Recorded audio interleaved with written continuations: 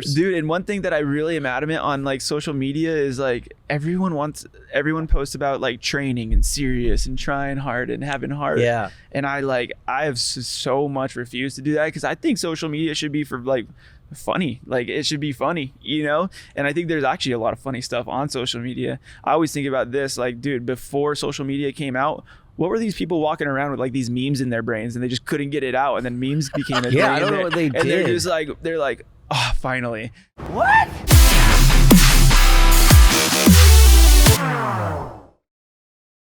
Unleashed with the Dingo and Danny, fueled by Monster Energy. Turn your phone off? It's like when you're in the movies and you forget to turn your phone off and it just starts ringing in the middle of it. Oh, it's so embarrassing. We were at what was the Reverend? The Reverend. You're talking about Leo. So it was around my 30th birthday. He's a good-looking guy, but this is not Leonardo DiCaprio, Dingo. No, hang on. Listen to the fucking story here, Dan. Okay. The story goes that we're talking about phones in movie theaters. Yeah. My dad, we're at the movie theater watching The Reverend. My dad answers the phone and is like having a full conversation in LA, having a conversation in the while talking to Australia, like talking to some dude like Airbnb-ing the house. Like, oh yeah, mate, no. And not just like, no, I'm in the movie theater, just kept going. And I'm like, Mom, like, what is he doing? And he's like a big, like, buff, like no one's gonna tell him not to. Full awesome. Conversation for like 5 minutes. That's awesome.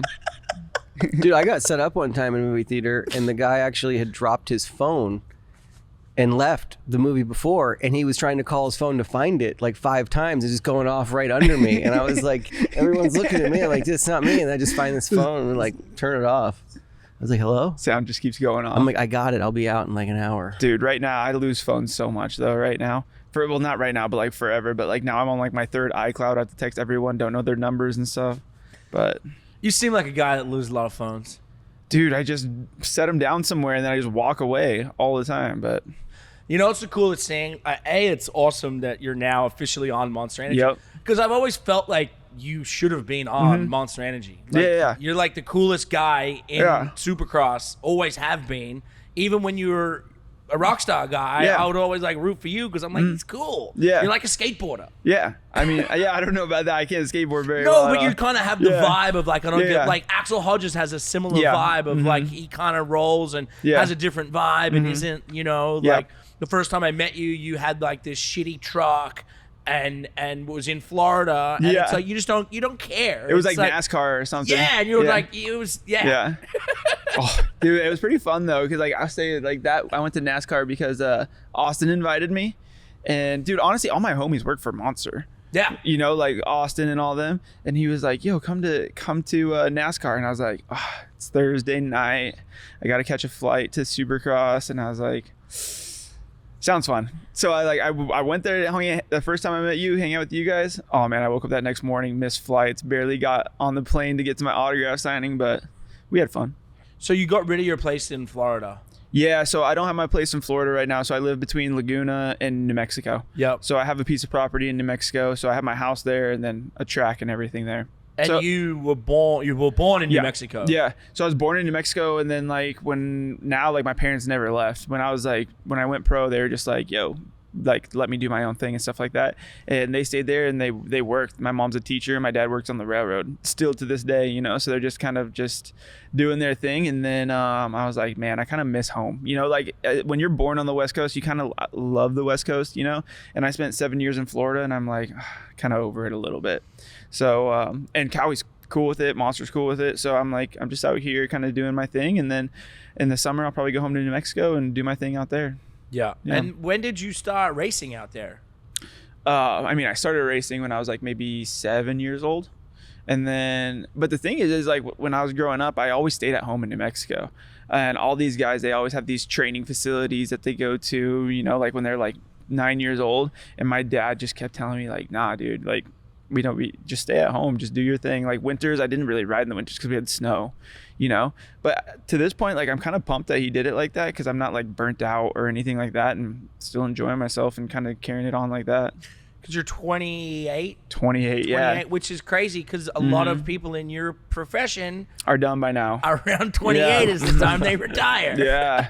It's crazy. And it sucks though, because people always think that they're like, and for me, like, I want to keep a job. I want to keep racing. I want to do my thing. And I don't see the end in sight because like, dude, what else am I going to do? You know, like I'm going to retire. Then I'm going to have to figure out something else to do with my time when I could just keep racing and doing what I like. So that's what I'm doing. Because it seems like in especially your guys' line of work that it's very, you guys get burnt out at a young age very quickly. Mm-hmm. And I think that's like a big reason why I wanted to start like living in New Mexico and kind of taking it back to my roots a little bit, but just, dude, I'm still enjoying myself. And if I could do it around, you know, like hanging out with my family, like at home, and then being out here, you know, I love California. So, yeah, that's kind of what I'm doing, you know, and then, it's just, it's been cool. And then honestly, like working with Monster and then working with Cowie, it's like a breath of fresh air for me. So it's like a little bit of change of scenery gives you like, you know, that second wind a little bit. So that's kind of where I'm at right now.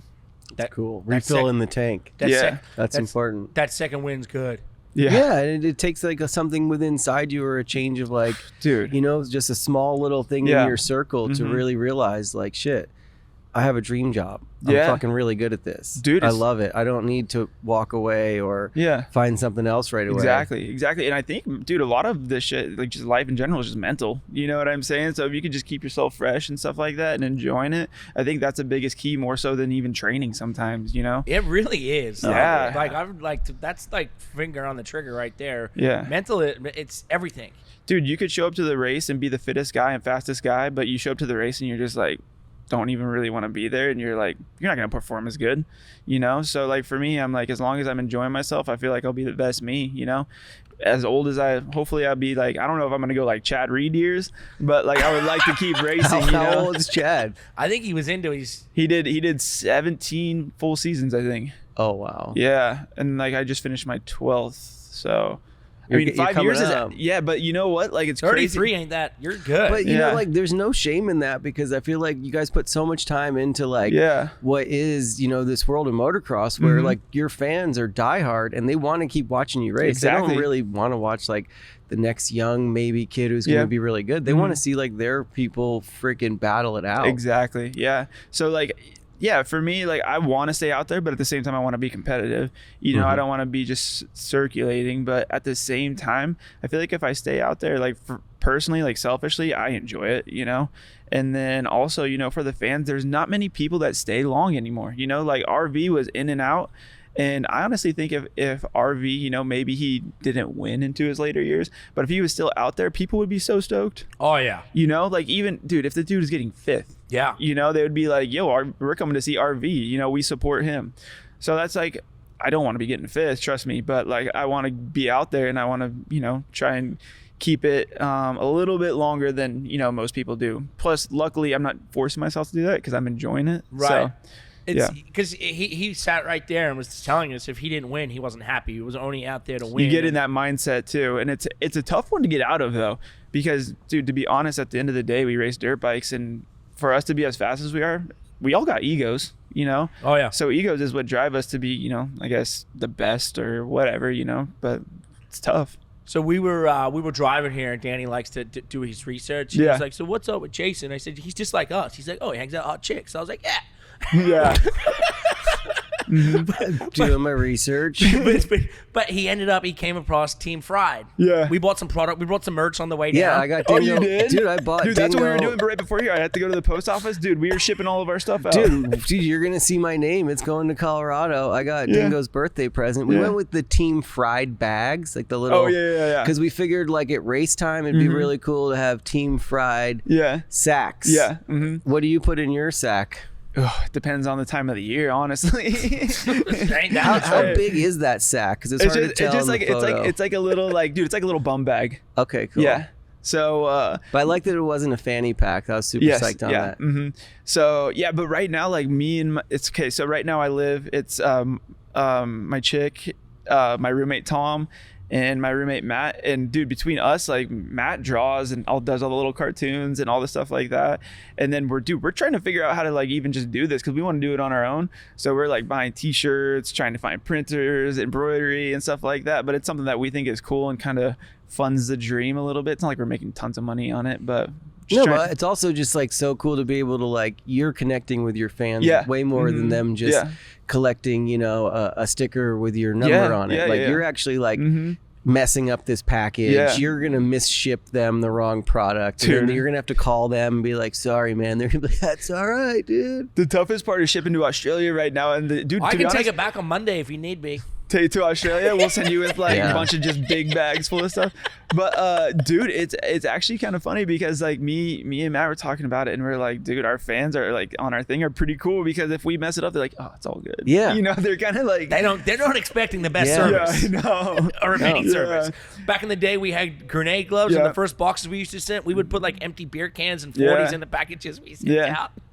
Dude, that's what we do. Like Matt we have these little cards and Matt draws like a little cartoon for each person.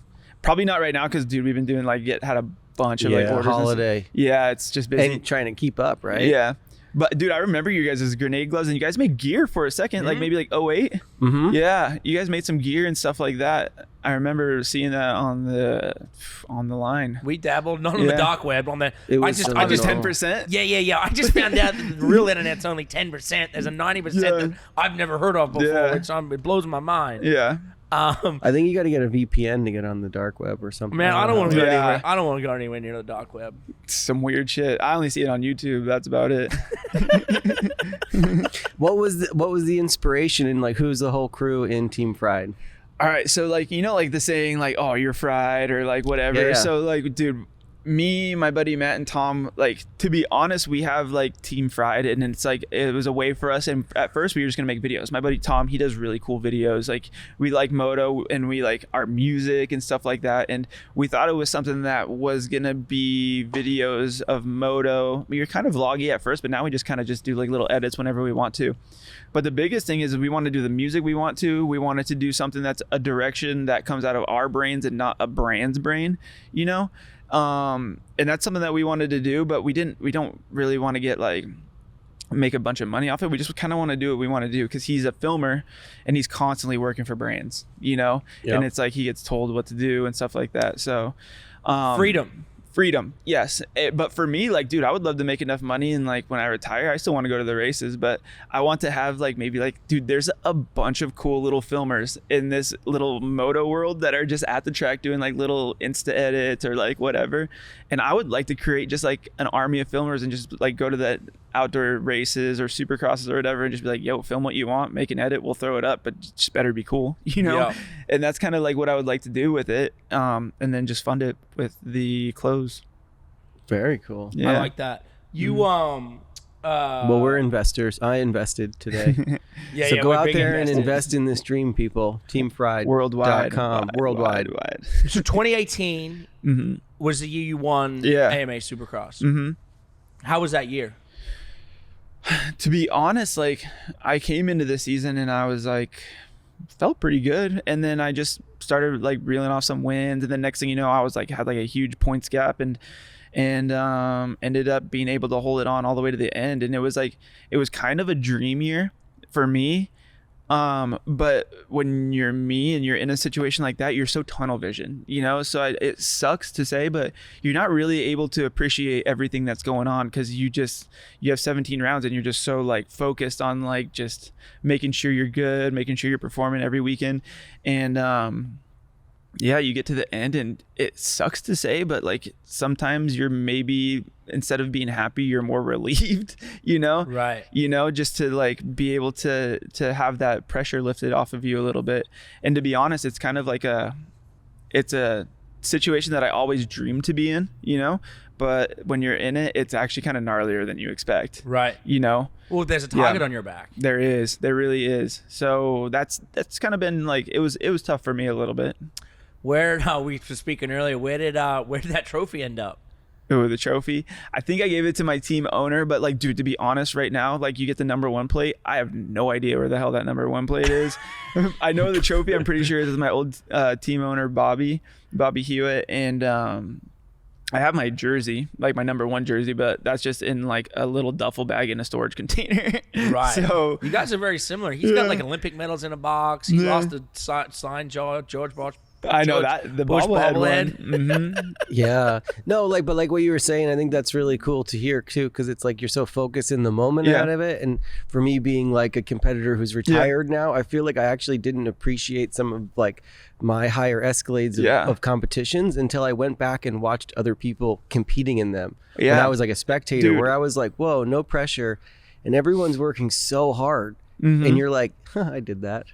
Yeah. And they're like slaving away Yeah. trying to get this freaking done, and you're like, wow, that's crazy. Mhm. Like for me, dude, I'm 12 years into my career, and I feel like I've been kind of tunnel vision all the way till now. And like right now, I'm like trying to like look out the window a little bit to see, you know, what's going on and like what it's like, but still working hard and stuff. But you get to that age, and luckily I'm still like racing and stuff like that, but I'm trying to appreciate it a little bit more, because till now, like even like that championship stuff, like it was like when you're in it, you know. Yeah, that's full throttle. It is. Yeah. How stoked are you to be coming out like riding Team Cowie this year? Dude, you know, to be honest, it's really cool. For me, I spent on the same team 12 years. So same like staff, same mechanic, same everything. And for me, it's like a big challenge for me. More so just dealing with other people, you know, like I have to, I have a new mechanic, new team manager and all this stuff. So I was kind of nervous going into it, you know, cause I was like, ooh, like, what do they think of me? Like, how are they going to take me and stuff like that? But the transition's been really easy, and I enjoy everyone over there. So it's been pretty seamless. And to be honest, like, I feel like, they're pretty stoked on me. I hope, you know, it seems like they are. So I'm just, but it's off season right now. You know, you got to get to the races and perform. But it's been enjoyable. But I will say, when I first signed up for the whole deal, I was a little bit nervous, just, you know, because like before, like the people I was with, dude, I could do basically just be me, and they kind of understood like if I fucked up a little bit or like did something, you know. But now I'm like wondering how they're gonna take it, but they're cool with everything, so it's been pretty freaking easy, you know. Right, because like I'll run into him at like a FaZe Clan party in Hollywood, like he's just sitting in the corner having fun. Oh, there he is, one of the nicest motocrossers in the world, like at like the hottest party in LA. Yeah, I catch myself in random spots like that every once in a while, but I feel like you and Niger are the two that like have slipped through the cracks, and it just can be anywhere at any time. And I try and be a little bit more low key about it. I mean, you're definitely more low key than him. Yeah. The last party I saw you at was the same party that I looked over at one point, and he had a massage bed out and had his trainer there, and he was getting a massage in the middle of the party for the Olympics. So right trying to it was a lot. Dude, like for me, to be honest, like I like to, the good thing is like my dad always told me, he's like, work hard, play harder. So like I always like, I'm always like working hard, you know, I'll wake up in the morning, I'll do my workouts and everything, but at the same time, just for your brain, for your life, you got to live a little bit, you know? So I'm just trying to enjoy myself, and luckily I have the opportunities to go do some fun shit. But that's it. I feel like a lot of people they don't do that, and I feel like that's why they do. No, they don't. They don't. No. And it's like I've noticed that even from the beginning. Like I remember when I first started going to races, and like it was, you know, even like when Ryan and Reed were teammates, and like it was so serious, and like they wouldn't talk to each other, and then I was just looking, and I was like, oh, I never really knew, and I was like, oh, these guys are like, I don't even been around freestyle motocross guys. Totally different. Not serious at all. Yeah. Right? And it was like this whole kind of like mind-blowing experience because the world we had come from, and it was not like, and you could see, and then once you get to know these guys and seeing that they've been a part of this their whole life, they've been racing since they were like babies almost, you know, like and there've been so much pressure, their families, their coaches, their teams, like there's just so much pressure on them, and now they're at the top of the leagues. It's like you fucking there to win. And I feel like, you know, even like Avi was saying, he was like, man, like I went to all these cities like around the world or around America, but I never enjoyed them because I was just so serious about it. Where it's like, I think you're a breath of fresh air, and that's why I always like you know, I looked at you and was like, I know he's cool. You know, I just knew it, you know? And it's like he's having fun while he's, you know, in the middle of this. And I will say, like, maybe I've had sometimes fun to a fault. you know, but at the same time, I feel like you have one life and you only I'm not going to just give up. I went through a point to where I wanted to be very like that, you know, that's what they want you to be in our industry. You know what I'm saying? They want you to be focused and everything like that, laser focused all the time. And I just don't work that way, you know? And it's something that I came to the point and I was like, you know what? I don't want to give up either of them. I want to be a racer, but I want to enjoy my life, you know? So I was like, why can't I? So like right now, I feel like I have a really good balance of that stuff. And it sucks because I know a lot of people I race with don't have that balance, you know? And compared to other sports, and I don't know, just from the outside looking in, like say snowboarding, skateboarding, I feel like there's a little bit more camaraderie, you know, between like the athletes, and they get to have fun and stuff like that. And lucky enough, I've been able to, you know, have friends that I race with and stuff like that, you know, whether that I've been able to have fun with. But our sport is so serious, dude. You don't there's no one that really hangs out with each other. No one that goes out and like, dude, having a couple beers ain't gonna hurt you, you know, every once in a while. I mean, sometimes you can have a little bit more fun, which is, you know, it's fun, but you got to know when and when not to do that, you know? And, it's just tough. It's a balance, and it's something that I feel like I've been able to manage pretty well. But at the same time, no one's going to stop me from having fun if I want to have fun that night, you know? Do you think people look at you a little differently because of that in the sport? Dude, that's what I get nervous about. You know, like I work with Cowie and stuff like that now, and they're very serious. You know, it's a very like corporate company.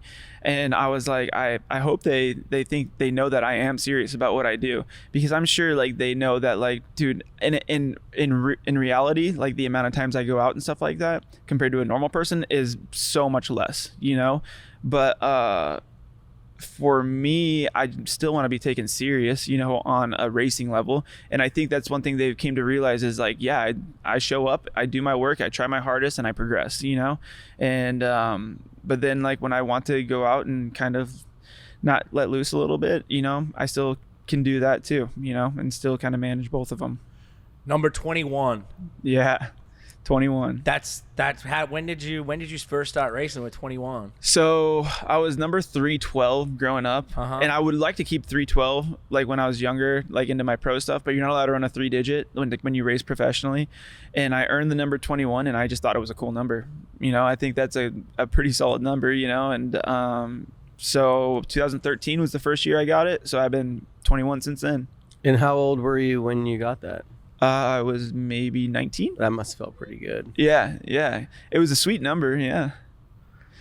21's a good number in this country, that's for sure. My 21st birthday was the best birthday I ever had. I've had some 21 bibs that I was pretty pumped on too, competing. Dude, blackjack. Hell yeah. Get some beers.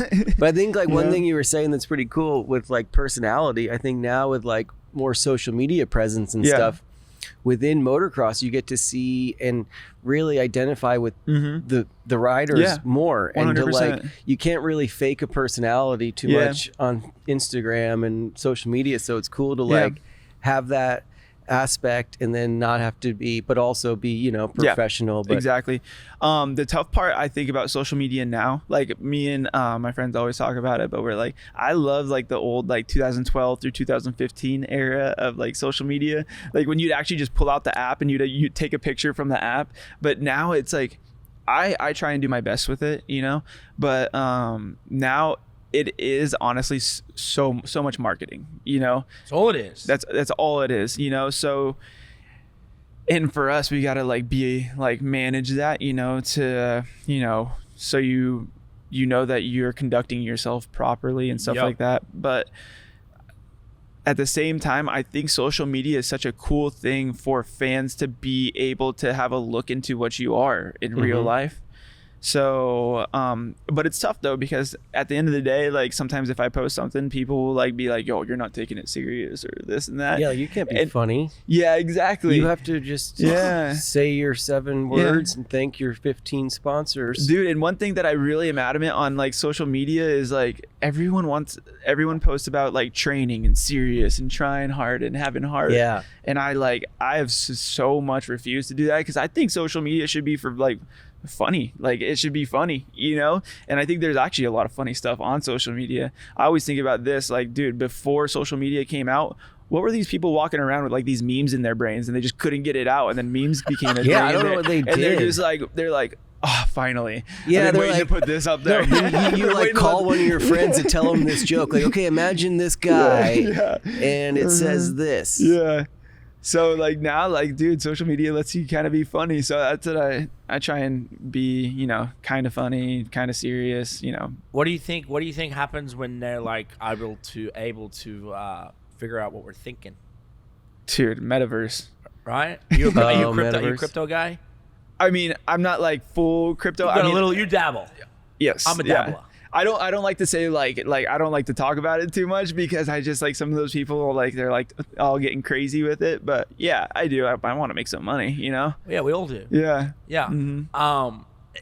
It's crazy because it's like, right, like the social media has it. We can put a meme on there and laugh about it, and we used to think about it in our head, right? But there was no place for it. And then everybody's like, what's the next social media? What's the next like platform or whatever it is? And now it's finally happening, right? Oh, it's crazy. And it's like I was just reading yesterday that Bill Gates is saying that in the next 3 years, most meetings will take place for companies worldwide in the Meta. Yep. Nike just purchased $20 million worth of land in this place that's fake. Yeah. Oh, really? Yeah. And Elon Musk has also said that we're like going to be like, we're very soon we'll be able to read people's thought, like we'll be able to like read your thoughts. That's gonna be so cool. Well, I mean, yes and no. So many people are gonna lose their jobs though. Yes. I will be HR's most likely, pissed. Yeah, HR's pissed. We're actually sitting in an HR office right now. Yeah, that's. I Watch wonder yourself. why.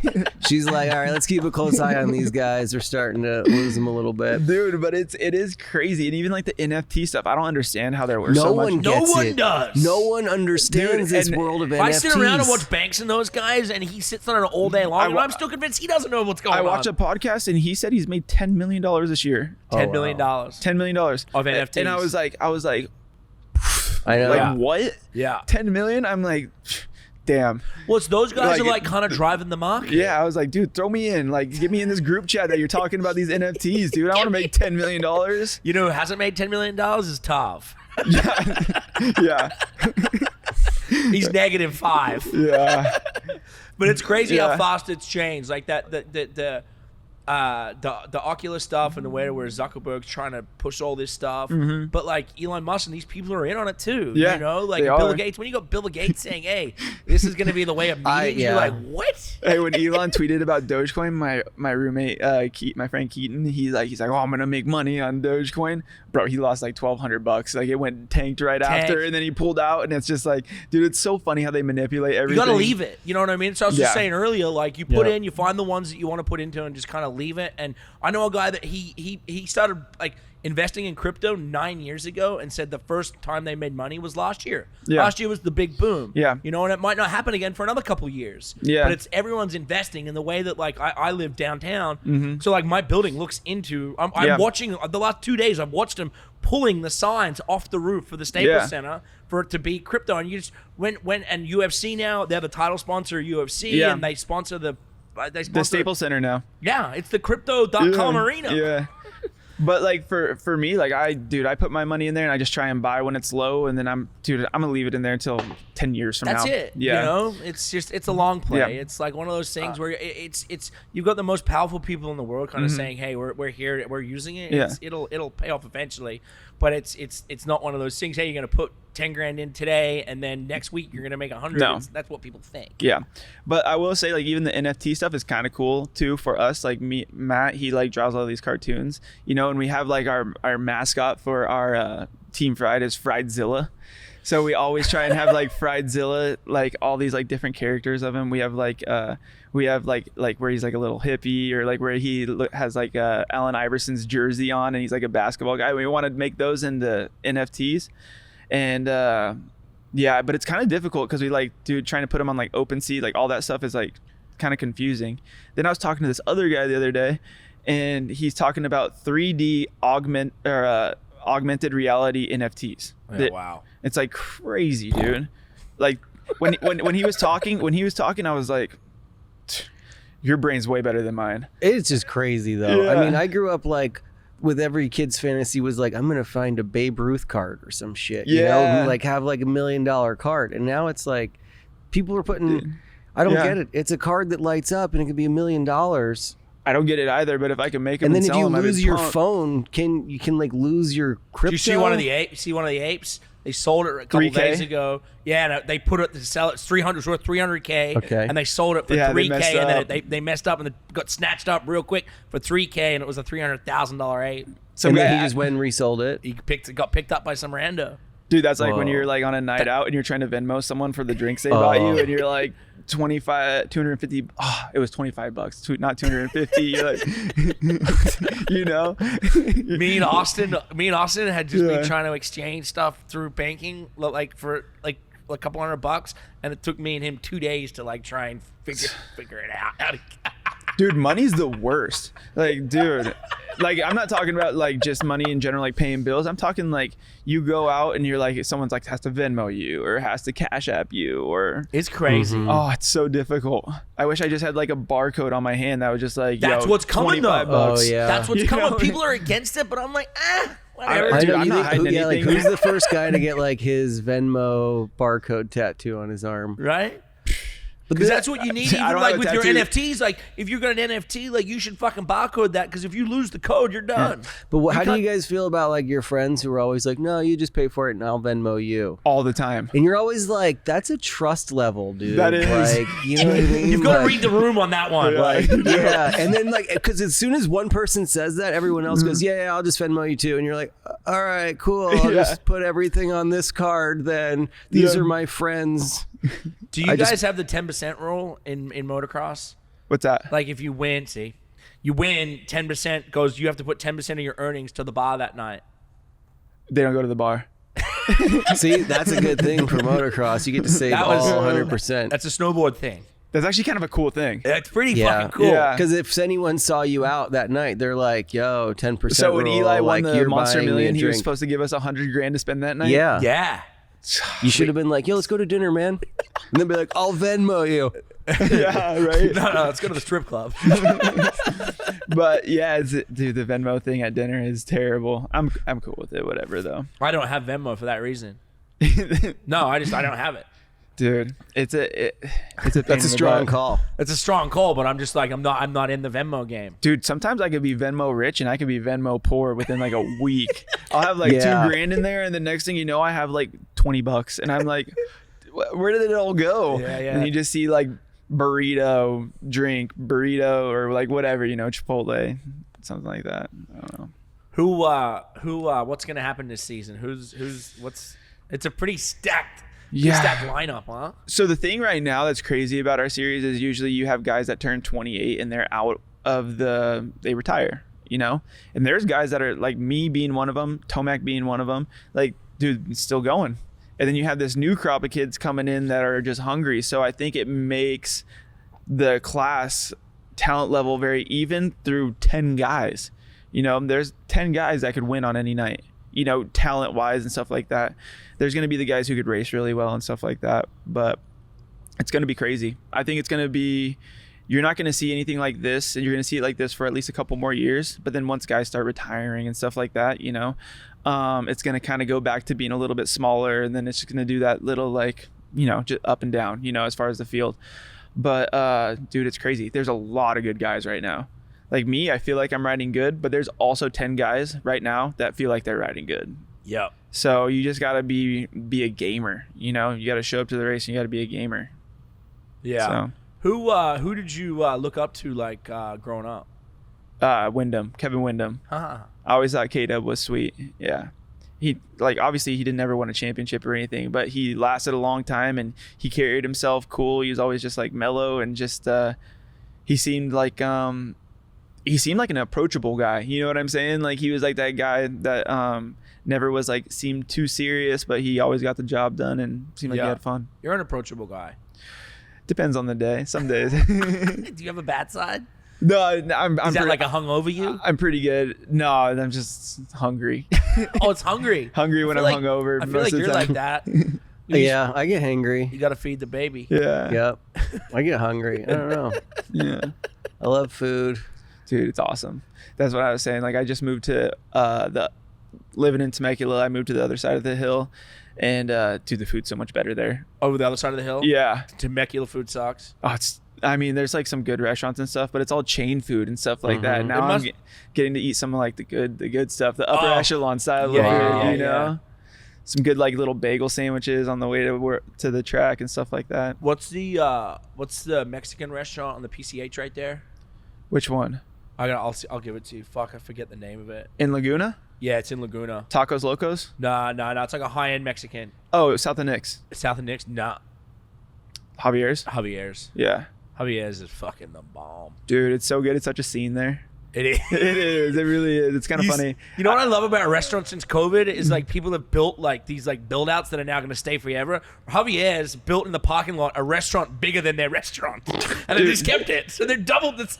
Dude, I was like, they're coming in on some, is it like Maserati right there? They're like infringing on like their little parking lot. Dude, that parking lot thing is kind of cool though.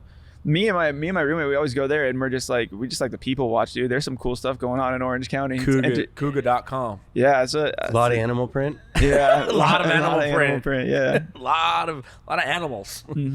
Dead animals. That's funny. Did you like? Because also too, it's like Temecula's very moto.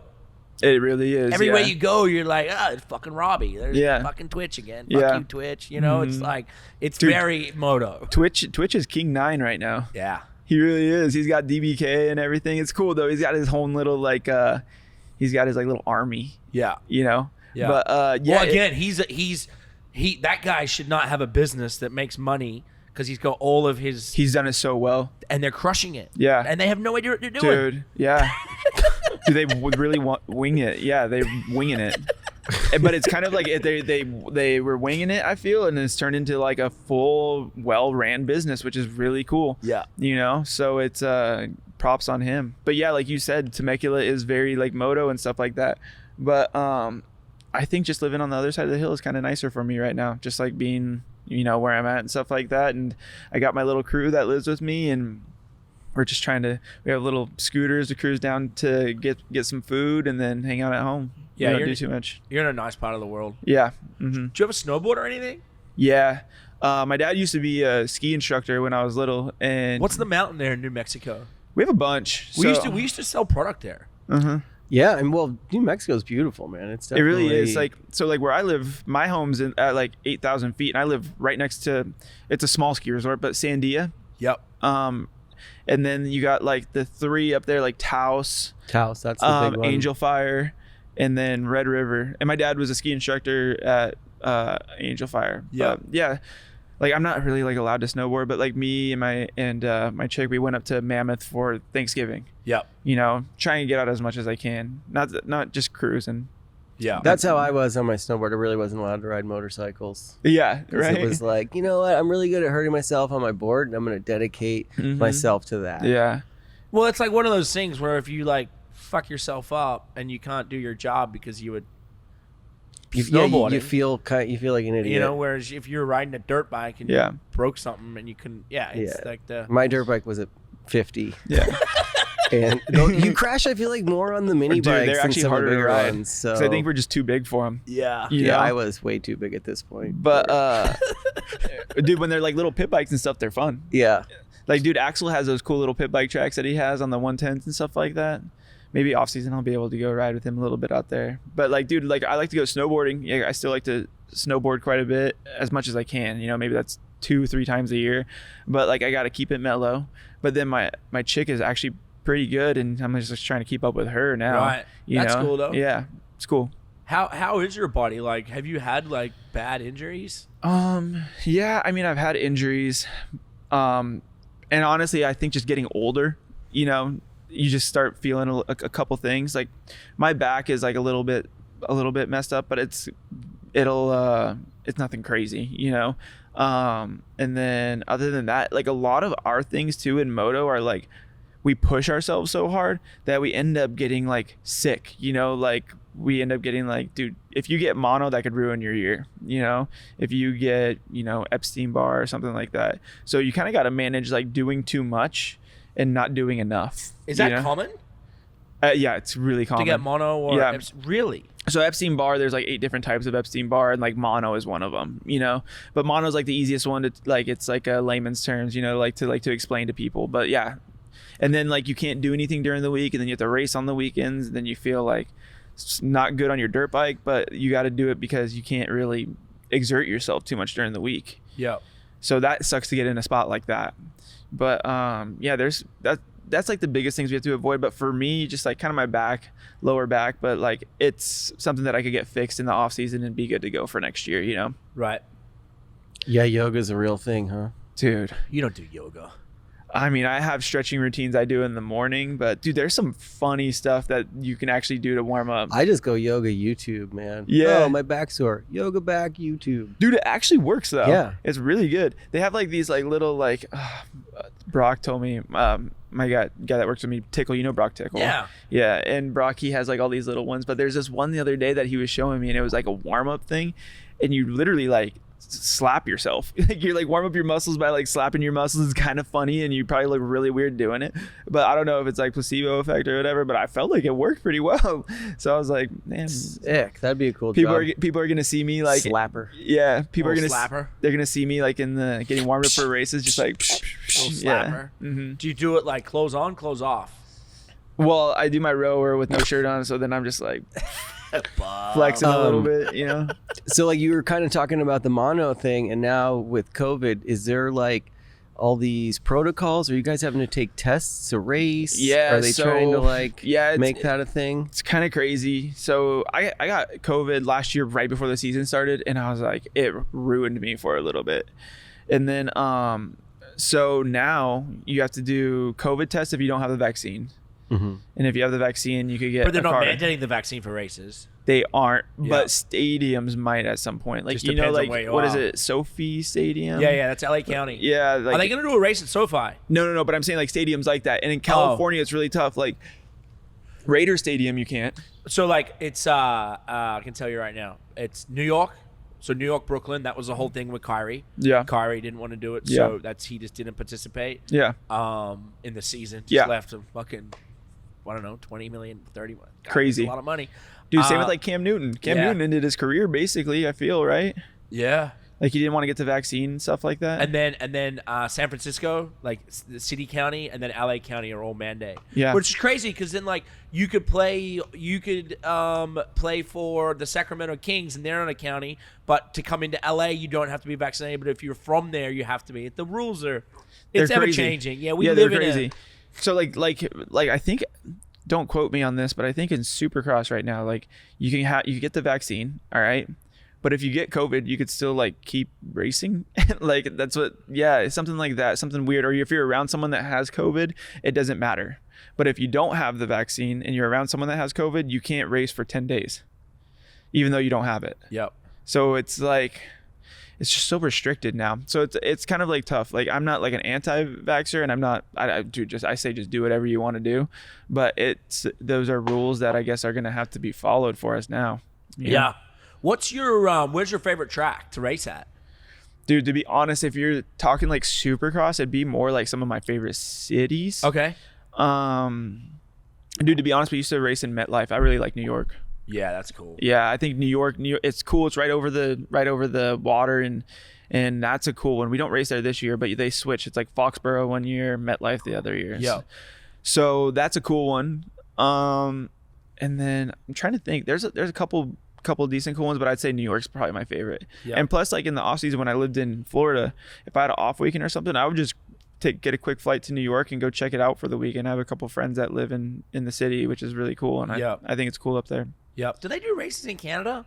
But used to have Toronto, Yeah. and they used to do Montreal back in the day. Yep. Yeah, but I love the Canadian races. I think Canada's cool. Canada's awesome. Yeah. What's a weird fry thing they eat with like the gravy? Oh, Poutine. poutine. Yeah. I'm actually gonna do a party this winter. It's Yeah. gonna be a poutine party. Yeah. And I'm gonna do my own curds and gravy and bring in like some duck fat. And Yeah. I've been planning it for like weeks. It's cool to hear you say Yeah. that because I know I'm onto something now. And then they have the Caesars. And you know what they have? Oh yeah, they have the Bloody Marys. They Yeah. call them Caesars there. Mhm. Those are Dude, Bloody Fuego. Marys now, it's like a whole charcuterie board on top of your Bloody Yeah. Mary. Crazy, right? Oh, yeah. It's a meal. Yeah. You don't even have to buy food. Nah. Yeah, you you just, just you get see on it. those I've veggies. seen mini cheeseburger sticks. I had a chicken wing one last chicken weekend. wing one. Chicken wing. on your Yeah. on your Bloody Mary. Yeah, it came with a chicken wing. It was pretty Fried? good. It wasn't like a hot That's what wing, I was gonna but say. it was I was like gonna- it was still. I could have enjoyed it a little hotter, Yeah. but it's kind of weird to have like a hot wing Yeah. on top of ice. I know it is, but I love chicken wings. Though I would take it however they give it.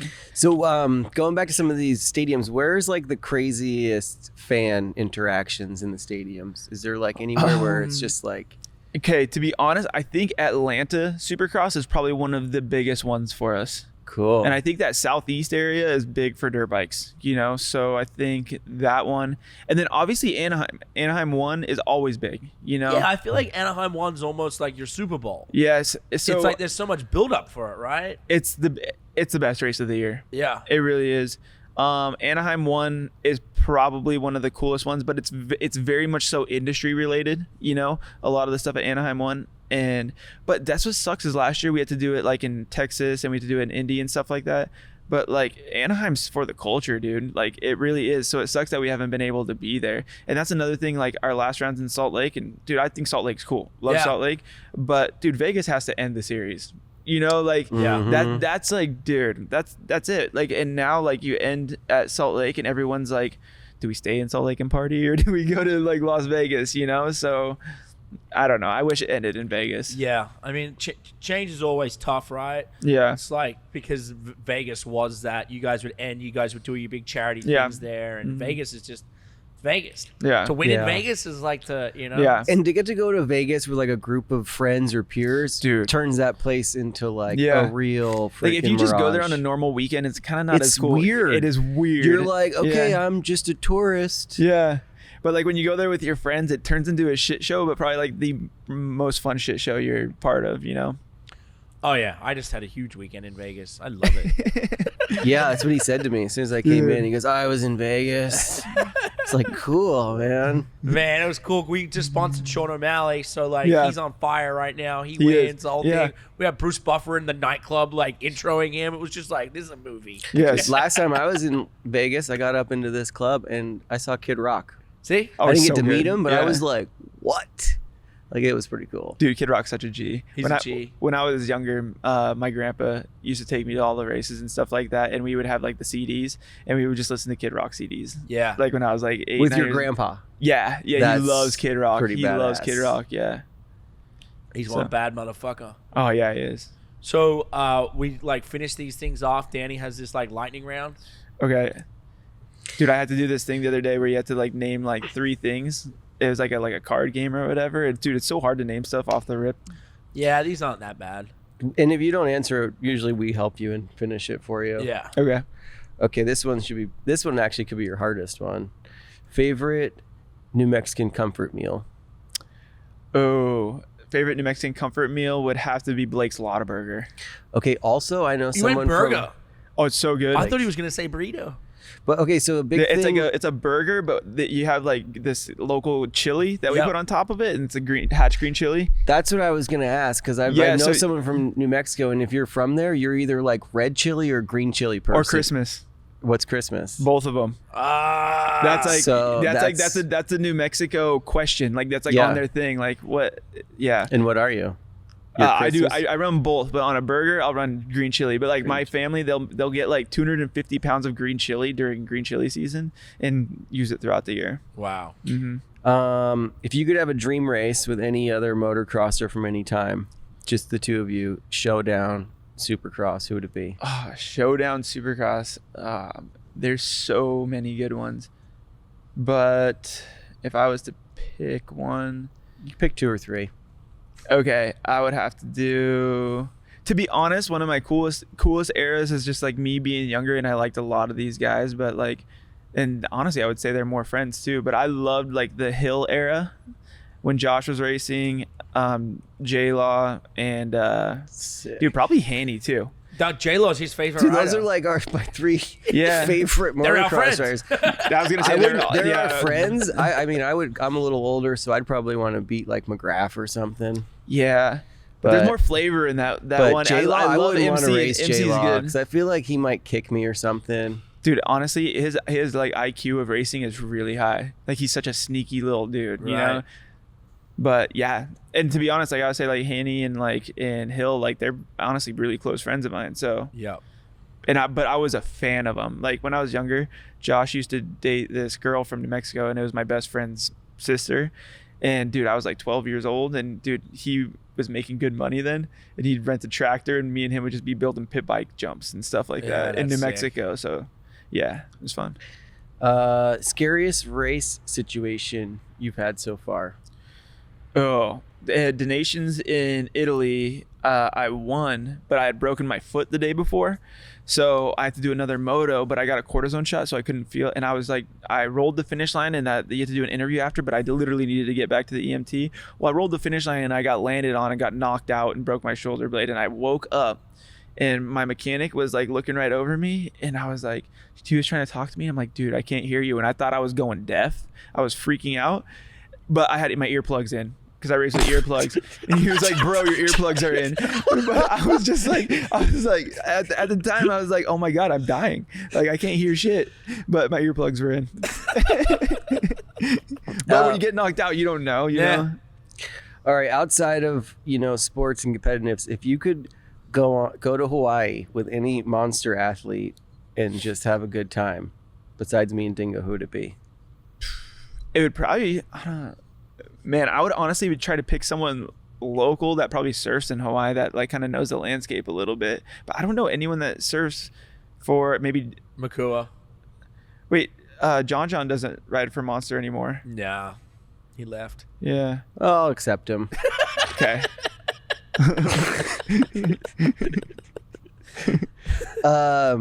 What's your favorite piece of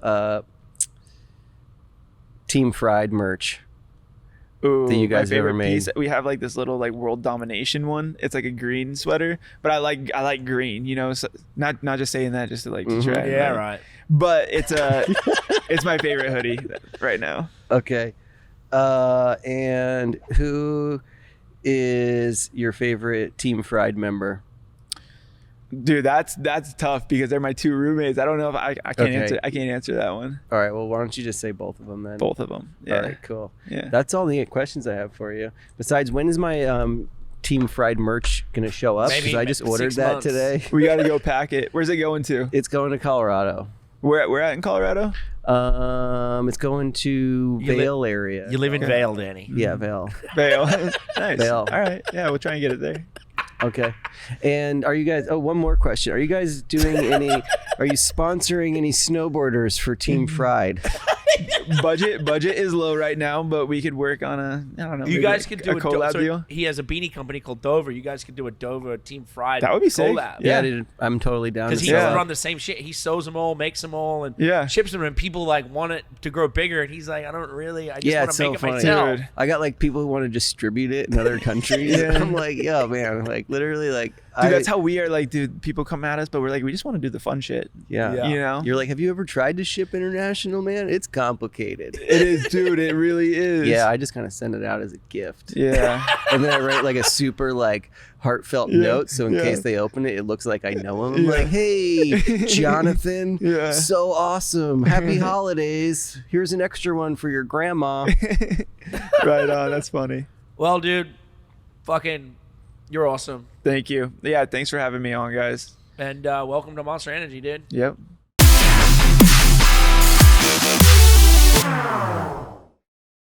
Unleashed with the Dingo and Danny. Fueled by Monster Energy.